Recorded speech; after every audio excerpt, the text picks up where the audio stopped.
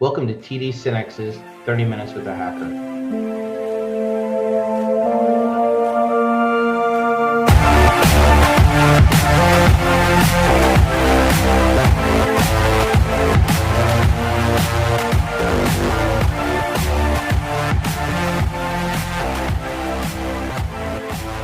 Welcome everyone to this next episode of 30 Minutes with a Hacker. My name is Jade Witte with TD SYNNEX, and as always, I'm excited to have both Alex Ryals and Brett Scott with us. Brett's been with us since the beginning when we started these podcasts a few years ago.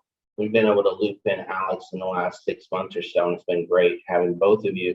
Maybe you guys could just introduce yourselves real quick to those that have never heard one of these podcasts, and maybe start with you, Alex. Yeah, my name is Alex Ryals. I'm the Global Vice President of our Security Solutions business here at TD SYNNEX. Background in cybersecurity and general IT, software development, and really excited to be here, Jade. Thanks. Hi there, my name is Brett Scott. I am a director here at TD SYNNEX. I oversee the Tech Data Cyber Range. I'm a founder of the National Cyber Warfare Foundation and have been a hacker since I could basically use a computer, which is a long time ago. All right, well, guys, I thought it'd be interesting today to talk about a reoccurring topic that's in the cybersecurity community. So every few years, policymakers propose a new policy to allow private entities to hack back. So if you're targeted by a cybersecurity attack, let's say. So it happens that there's a new bipartisan bill that's been introduced this summer that would require the Department of Homeland Security to weigh the potential benefits and risks of allowing private entities to hack back. I think it would be interesting for us to weigh the pros and cons of this type of legislation and get your thoughts on it. So first of all, to kick this off, what do we mean when we say that private entities should be allowed to hack back? Yeah, this is a really interesting topic, I think, because it does come up every so often, and there's proponents of it, and then there's people who are detractors of it. But what we're really talking about is if an organization, a company, a person is attacked, and that could be ransomware, that could be malware, that could be data theft, does that person have the right to go on the offense and then hack back the perpetrator? And that would be a strategy that involves compromising their systems and maybe trying to steal your data back, or maybe trying to just cause retribution of some kind in a revenge play. So when we say hack back, it is actually an offensive action we're talking about as opposed to a defensive action. Why do you guys think that it keeps coming up? You know, every few years, this topic keeps coming up from legislation and keep trying to figure out how to approach it. Why do you think this is? Well, to be honest with you, I think the primary motivator is people are extremely frustrated with what the adversary, the bad guy, is doing to us, and they just wish that something would happen to harm them back. Instead of just waiting for them to attack us again and suffering it, we would like at least some idea that we punched back a little bit. Yeah, I think that it's ingrained in the American psyche that we should have the right to defend ourselves, right? And it feels like to a lot of people that if you're attacked, you should have the right to go attack back and recover your stolen data, or just get some satisfaction and good old-fashioned revenge. You know, we in this country have, in many states, the concept of the castle law, which is a law that says you have the right to defend yourself in your home. And this whole concept is somewhat, a lot of people argue, is being applied now towards this hack back concept. You have the right to defend your home, your company, yourself, and hacking back kind of gives you that satisfaction of defense. Well, you bring up the castle law, which is interesting, and just given everything that's happened in the last year or so with writing and different things, it seems like things have come up around this where there's even misconceptions on the castle law, and maybe there's different requirements per state of what you can and can't do if someone were to even break into your house. So there's many proponents of hack back that they say ties into the castle law. Do you think though that that's the same thing? Are we talking the same thing when we look at hacking back? Is that really analogous to the castle law? Well, the simple concept is the same. but it gets tremendously nuanced, right? So there's a big difference between someone's broken into your home, you can physically see them there, and you're defending yourself against that particular attacker. The internet and real life are not the same, right? So because they are not the same, you don't know what that attacker is really. It could appear to be someone, and it could actually be someone else. And so because of that, because of the difference in the practical application of the concept, only the most vague and general or generic definition matches. After that, it gets extremely nuanced with a whole bunch of different decisions and necessary pieces of information for you to be able to do it effectively. I mean, we would not want an organization to hack back someone who had apparently attacked them, but in fact, that's actually the hacker's intended victim, and all they're doing is using the force and resources of one company to attack another, for example, right? So we don't want to turn the internet into the Wild West, and therefore it's going to be a challenging problem to implement some practical use of hackback. Yeah, the Castle Doctrine or Castle Law that is in some states, not all states, allows you, when someone breaks into your home, if they have you're allowed to defend your home up to and including deadly force if warranted, if they have a weapon, as an example. So it gives you the ability to fight back in your home. But interestingly, what the Castle Law does not allow you to do is if the bad guy runs out of the front door and is running down the street, you don't have the right to run down the street firing shots at the bad guy as he's running away. So in that way, applying the Castle Law to hack back doesn't really work, in my opinion, because hack back is an action, it's an offensive action that happens after the fact, after you've been breached. You are now actively going after someone who likely lives in another country or another state and offensively attacking them. And the Castle Law is not about that. It's about defending yourself within the boundary of your own home. So if the bad guy were in your network at work and you were actively booting him off your network, that's fine. But the hack back rule is more about going after that person after they've left your premises. And that's where I think this whole discussion around the Castle Law versus hack back kind of falls apart a little bit. What do you think is different about this bill? I know they've had this discussion over the years, and now it looks like maybe this could get passed. I don't know if it's going to or not, but what's different about it this time around that maybe there's a chance that it would get passed? Well, to be perfectly honest with you, this is really political. I mean, I have the, I guess some people would consider it fortune, some would consider it misfortune to talk with a lot of congressional representatives, right? And they often ask me, what could we be doing in Congress to help you out in cybersecurity? And my first reaction is always, please don't do anything. Every time you guys have done something, you've made things worse, right? So if you're going to draft law, you need to really understand what's going on. You need to understand the problem, you need to understand the complications, and you need to carefully consider that. I don't think there's a person alive today that thinks that the people who are writing our laws is going to that level of investigation and detail to craft accurate, useful, and beneficial legislation. So because of that, I really just think that enough angry phone calls went to enough Congress people to say, I'm getting hacked. Why can't anybody do anything about that? Isn't this the government's job? Well, no, the government can't do that. Okay, then you should let me do it. And so this is just simply responding to pressure. But, knee-jerk reactions to pressure leads to really horrific laws and policies, and that is hurting us a lot. And we can't just keep doing that. We really have to be careful and think about this, because sometimes when you're hacking back, that could be considered an act of war, right? So we don't want, Bob's Big Boy Restaurants launching World War III because somebody stole the hamburger recipe, right? So we really need to be careful about how we apply these things. This is not something to play around with. This is something that if you're in a legislative or policy body, you really need to get up to speed before you even start considering this. And I'll bet you haven't done that yet. And because of that, all legislation should not go through because it hasn't been crafted intelligently. Yeah, Jade, I think what makes this different this time around is that at least the policy this time is asking the question, how would we implement? I think in the past, as this topic has come up, to Brett's point, it's a lot of lawmakers who have not investigated and don't really understand what they're talking about. And Brett's spot on. But what's interesting this time around is this bill that's up is really not about approving hackback. It's about approving DHS to go investigate how would it work if we did approve it.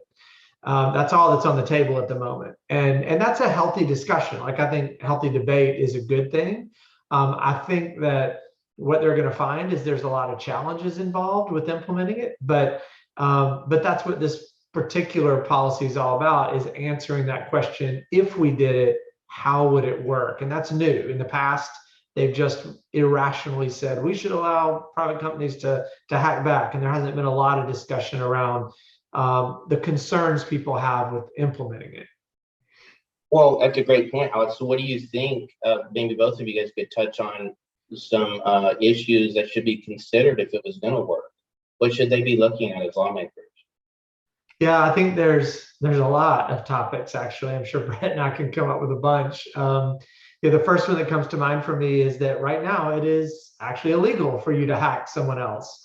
So there are laws on the books that prevent one company from hacking another, and many countries have anti-hacking laws so that one country can't hack another. So first and foremost, we would have to change some laws, and we'd have to negotiate, I'm sure, with the UN, some laws internationally. Another challenge that has to be looked at is, how would a private entity determine the correct attribution before they go hack back? Attribution meaning who done it. So if I'm going to go hack back somebody, I need to have some level of assurance that I know who it was that attacked me. So attribution is another big topic that's got to be figured out. Another one is the government obviously has a lot of offensive hacking activities going on with CISA and some other agencies. And so is there some obligation of private industry to communicate with the government before they go, Bob's Big Boy Burgers goes and hacks another country? Like, should we know that whether there's other activities already going on that might get interfered with? And along those veins, which government agency would you tell? And what would be their process for authorizing a private entity to hack in a nation state activity? There's a lot of government agencies involved. Like, how do you even pick which one to work with that is competent enough to even handle that, which is a whole nother discussion we won't get into. The last one I can think of is how would we determine which organizations are allowed to hack back, and under what circumstances can they do it? So is it just anybody who could hack back? Do you have to have a certification at first in order to be able to do that? I mean, that's just touching on a couple of challenges that need to get discussed and reviewed. And that's what this current policy is all about, is to commission a DHS committee to review these kinds of things. Brett, I'm sure you can think of some other topics. Well, those are really awesome points. But there's really operational complexity even within the laws of the United States. So currently, the way the rules work for cyber, if the United States is at peace, then cyber-related incidents go to Homeland Security. And then Homeland Security can bring in the military through the Pentagon as backup or help, et cetera, et cetera. But in time of war, those literally reverse. It becomes the Pentagon is the lead agency, DHS is a secondary agency. So that operational complexity really, really makes it challenging. I mean, it's if you think about the potential implications of how that law would be crafted to follow that currently existing doctrine, you would need a handbook. It'd be like, are we at war? Has it been declared? Are we in an election? Which agency do you work with? Or you lead with that? Well, under these circumstances, with these certifications, it gets unbelievably complicated, well outside the wheelhouse of your average person. I mean, Bob's Big Boy, I'm sure they have an amazing cybersecurity department, but they don't have that many experts to be able to handle that, right? And so because of that, that's really just too much operational complexity for anybody to deal with. But, we have to think about this just passionately. I realize how much passion and anger is out there. I hear you, I feel you, I share that passion and displeasure with what the bad guys have been doing and the fact that they've been getting away with it. But a private entity who's going to try to hack back they absolutely could trigger something much, much bigger. I mean, let's not forget that nation states are all up to all kinds of fun. And because of that, we might run over our friends. We might run over a really violent enemy. There are certain egotistical dictators walking around this planet that would launch their missiles at you if they felt like they got insulted. I mean, all of these things are things that the average organization is not going to have and are not going to be able to maintain. Even if they knew today, they're not going to know tomorrow. So that we don't want to trigger wider conflict because we got something wrong, because we overstepped our bounds. There are just so many complexities related to that. And then, of course, when you do this hacking back, maybe you're harming third parties. I mean, collateral damage is a reality of war. Well, who's liable for all of that? Like, so the bad guy came to me and attacked me. I attacked him back, but I brought down this ISP that they were working at, and that affected all these other innocent people. Who bears that liability, and under what circumstances? Are there limits to that, right? Who's responsible? So that is something where those two things right there should make everybody go, this is too crazy, right? But on top of that, how would we define the jurisdiction, right? If someone's attacking me from a foreign country, they are using resources in another country that's an ally, or even within our own country, and they're attacking us apparently from this location. Like, there's so many potential jurisdictions involved. There's no way they all agree on what's there and what should be done. So we're just plowing into the wrong wind here to be able to get through and understand with any clarity what we should be doing. Ultimately, there is a skills gap, right? So to put it in the most polite way, most of the hackers within this country, especially the ones working for government, they need the safety rails when they bowl, right? They get in a helmet and a mouth guard. They really don't have the talent or complexity to be able to be effective cyber warriors fighting back against the adversaries.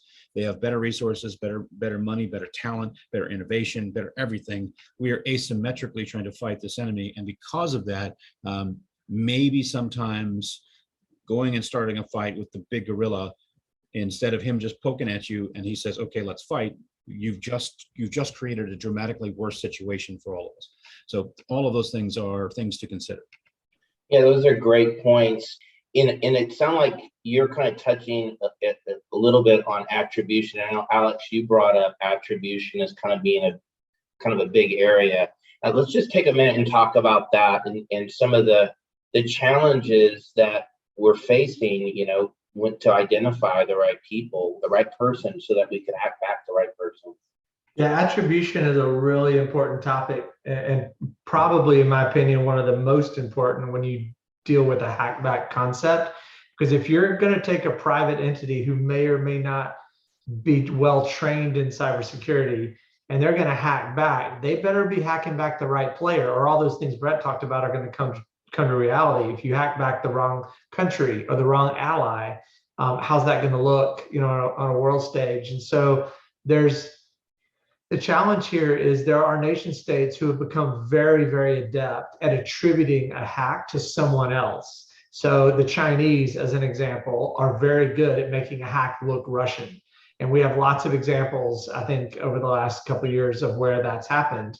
And it's easy to do that because there are so many unorganized Russian hacking groups around the country that it's kind of easy to attribute that to a Russian group, and that is sort of backed by the government, but not necessarily like working with the government. So attribution is hard. Anytime you deal in cyberspace, everything's digital. It's ones and zeros. And so digital footprints can absolutely be manipulated and tracked. And there's entire groups of people who specialize in doing exactly that, making you think that it came from somewhere else.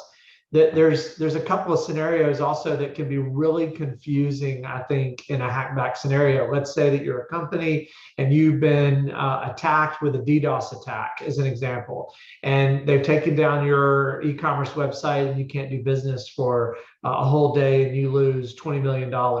So now you go do some research and you find out all the IP addresses that DDoSed you. Well, that's just a botnet army of IoT devices, most likely, that flooded you with information. the devices that are a part of the botnet that attacks you are likely devices owned by many innocent companies, but just devices that weren't secured. So as Brett mentioned earlier, you would be going after the wrong people to go attack those devices. That's just going to be normal companies who have video cameras that have Chinese chips in them that were vulnerable. Another example is there's a lot of research projects online that do port scanning of the whole internet for valid and good reasons. Part of it is to identify vulnerable devices and then notify those companies they need to get them fixed. Of course, there's bad guys out there scanning the network as well. But if you were port scanned and your systems picked up that you were being port scanned and you reverse the IP address and found out who was doing it, and it's just an innocent researcher team, but yet you put your whole firepower against that company because at the same time you were hacked by a bad guy that you didn't identify well, you're going after the wrong group again. So attribution is so difficult. I would argue that most nation states don't do a good job of even being able to fully attribute an attack. Sometimes we have a good indication of where it came from, but we don't know for sure most of the time. We just think we know. Now, sometimes there's real hard tells, but that's not as common as you would think. So it's hard enough for governments to determine attribution. I would hate to let Bob's Big Boy Burgers go figure that out on their own as well, because they probably don't have the talent to do it. Yeah, the cybersecurity industry is also really bad at it. I mean, we have private cybersecurity entities that are former government people, and they have a string in their chest, and every time somebody pulls the string, out comes the word Russia, right? So you pull the string, Russia. They have no idea that other countries attack the United States, right? And so those are allegedly experts. We also have threat intelligence organizations that are publishing, these are the IPs that you need to watch out for. They're the attackers. And those things are simply proxies, open proxies on the internet. So identifying a proxy as the attacker is like identifying the road as the burglar, right? It just doesn't make any sense. So because most people get it wrong, both public and private, attribution is essentially it's a mystical and magical and basically impossible for everyone, because really very few people walking the earth that are also friendly to us have the ability to even do that attribution. With all the horsepower and tools we have at our disposal, we still cannot even do a decent job of identifying who is in fact doing the bad things to us. Attribution is the absolute biggest problem for sure. Yeah, great point, Brett. So, attribution is one way that things can go wrong when you're hacking back. What are some other ways? Can you think of any, Brad? Yeah, I mean, there are, we've covered some of those things, but if your organization is spending a lot of time and let's say they hack back 100 times a year and they impact maybe 2 of those things, well, what happened to the other 98? Maybe you're hitting the wrong 2. All of that stuff, all of that disruption, if you think about it, if that is a ping pong ball, right? So somebody attacks you, you attack who you think is going to attack back, but that's not actually them. They attack who you are, you think it's somebody else. I mean, all of this ping ponging back and forth, everybody getting revenge on everybody, makes the internet a really, really noisy and not very friendly place. Because of that, that actually makes the job of attribution even harder, right? Because again, collateral damage, people misfire, people, it used to be at this IP range, now they're over at this IP range, but we didn't know that because that's not in the database that we have. I mean, there are all kinds of ways that people could misattribute, misassociate, and then misguide their missiles, if you will. And all of that has consequences. Those people who think that they might have offensive capability, how would they follow the approval process? How would they perform the diligence process? How would they ensure that they're in compliance with whatever regulatory things are out there? The chances are, the way this works in real life is, in comes Mr. Management level person, bark, bark, bark. These bad people are hurting us. Get us back online. Take these guys out. You're not going to respond with, sure thing, boss. I just have to fill out the following 10 forms and I'll get an answer back tomorrow. That's not the way that's going to work. And so because of that knee-jerk response, the over pressure on trying to respond or react is there. it is very unlikely that that'll be done cautiously or accurately. And again, foments the stuff that we've talked about, right? It just breeds greater error, which causes greater problem. Just circling back to some of what you were saying, Brett, I think it comes down to what's acceptable collateral damage. Because in your example, if we have 100 attacks that a private company does in a year, and if just 2 of them go badly, only 2%, is that acceptable? Like if those 2% end up causing World War III because you hacked an ally, or if the liability exposure of those 2% you messed up on actually took down the ISP you mentioned earlier, like is 2% acceptable or is it 5% acceptable? I think that's a question that we really have to figure out as an industry. Another interesting topic is today, if one country hacks another, you can be put on a watch list. We have a watch list of a bunch of hackers in other countries that we know to have hacked the US, and we watch those people and they can't get on airlines to our country, and there's a lot of ramifications for people on watch list. Well, if we allow private industry to start hacking back, now other countries start putting a lot of our citizens on their watch list, and then they retaliate to us, and the whole watch list thing can get out of control over a period of time if we allow just anybody and everybody to be involved in that activity. So I definitely think that there's a lot of opportunity for hacking back to go wrong, and if nothing else, a lot of discussion that needs to be had to figure out how we would mitigate some of these challenges. Where do you guys think the gray area is on the concept of hacking back? Well, I definitely think we've covered a lot of those areas. I absolutely want to go back to one of the most important things that happened on this, which is what Alex started with, and that is many people don't even know what hacking back is, right? Threat intelligence, any defensive measure that you're doing is not hacking back. Doing research on who might have done it, that's not hacking back either. Hacking back is offensive attacks against the enemy to destroy or degrade their capability towards you. And because of that, it's a very, very different thing. So we have to be clear-minded about what we're asking for when we're asking for the authorization to hack back. In between those two things, there's a tremendous amount of opportunity for failure. And then if someone wants to play a zero-sum game with this, you have to say, okay, here's the amount of risk we introduce by giving people the hack back capability. Here's the potential benefit from that. I don't think anybody who understands the problem would see that there is a clear advantage to hacking back because there is way too much problematic infrastructure around what could go wrong when you do a cyber attack against who you think might be attacking you. Great point, Brett. So is there a way, I'm curious, if you guys were a part of legislation and you guys were brought into a committee and they were getting your advice on how we could make this work, do you have any ideas or thoughts on how you could make hacking back work? Yeah, I've got a thought. I'm not saying it's a good thought, but it's certainly worth discussion in the public forum. Instead of allowing just any private company to hack back, I think a model that is worth exploring is, could there be centralized centers of privatized centers for hackback? So maybe they're intelligence centers. There's a lot of things we could do with these centers. Maybe it's a statewide program where states would each have their own mechanism for hackback. And if I'm Big Boys Burgers and I get attacked, and I could have a contract with a local center of intelligence where I could contract to them to hack back on my behalf. And this center would have processes in place and be communicating with the government, so we know the activities that they're involved in, so we don't mess anything up. They also have a process of attribution. Not that it's always going to be right, but at least they have a very well-defined process for how to attribute someone before you attempt any offensive attacks.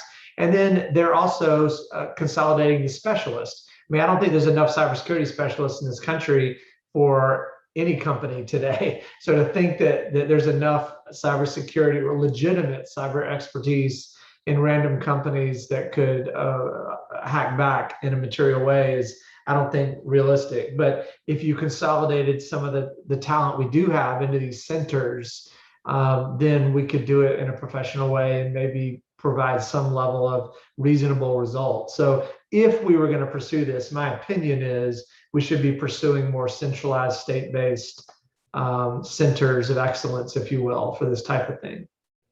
Yeah, I think that's a brilliant idea, as long as that's also private, right? I would hate to see some agencies jockeying for that position. It's just a giant mess and will result in the exact same situation we're in right now. I think if we allow the private sector to do what it can do, and we simply have support provided to those private entities through the agencies, through the other mechanisms of government, you could get a really amazing advantage where people who can do and people who can support do, right? And all of a sudden you have this really awesome fusion ball.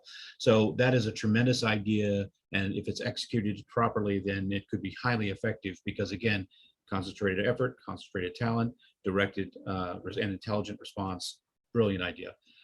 Short of that, which, you know, we're probably years, if not decades away from that, is to maybe pay attention to the good advice coming to you from places like what we're doing here. There are all kinds of things that organizations can do to better defend themselves, to put themselves in a better cybersecurity posture. All of these things will get you there faster.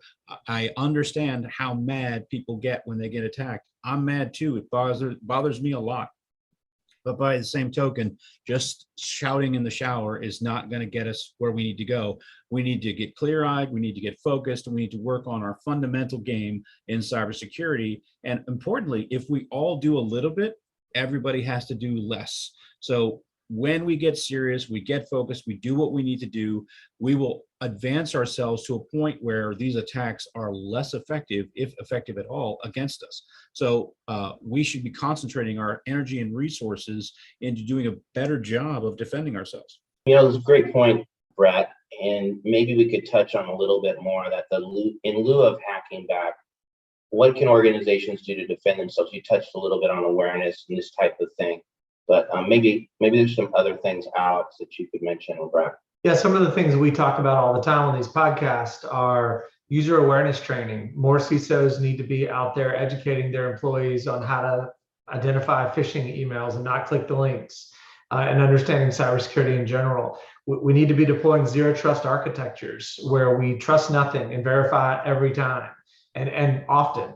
We need to manage our supply chain risks because that is such a vulnerable part of many companies today.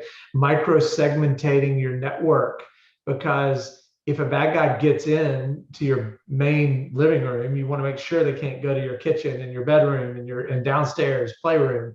You know, micro-segmentation is the idea of blocking off your network into smaller units so that you have to have different authentication to get into each area. Patch management is so important because there's a lot of known vulnerabilities out there and vendors patch all the time. And if you don't patch and you get compromised with a known vulnerability, like, shame on you. That's something you could have prevented. Test your backup and recovery process, because if you get ransomware, you can survive it a lot easier if you can just restore your data. So if you've not tested those backups or don't have a good backup strategy, then you're just leaving yourself vulnerable. And we also need to deploy identity and access management throughout the company. Now we've got cloud workloads and on-premise workloads, and identity and access management is much more complicated than it was even 5 years ago. So deploying a cloud compatible identity system that your users and devices use is another great way to secure your network. So the point here is, and I'm sure we could go on for hours on all the great best practices to use, but the point is adopting like the NIST cybersecurity framework as a way to analyze your environment and assess your readiness, and then thinking about all these different areas of security you need to think about is a best practice that can mitigate a lot of the challenge and maybe prevent you from being a victim in the first place.